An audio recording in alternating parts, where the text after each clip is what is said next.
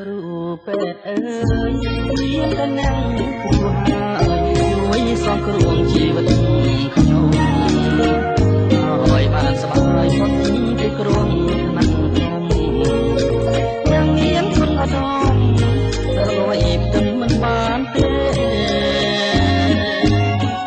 នេះជារឿងធម្មតា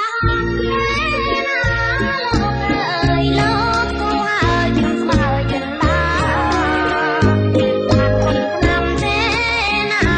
លោកណាស្មានតាជាពួកខ្ញុំអីពេលនឹងចានពីដួងរទេ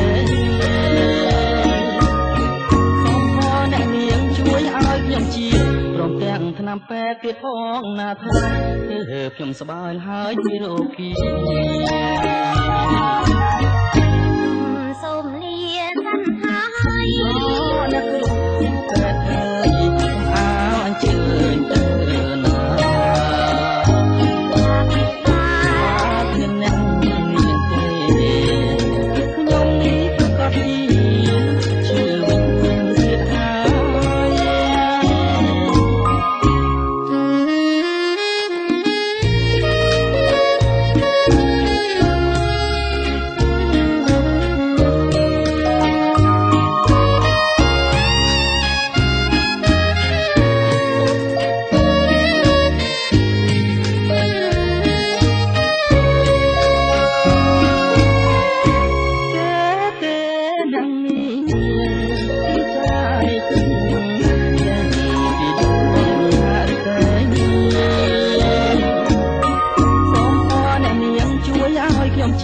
ព្រមទាំងថ្នាំពេទ្យទៀតផងណាថ្លៃគឺខ្ញុំសប្បាយហើយពីរោគី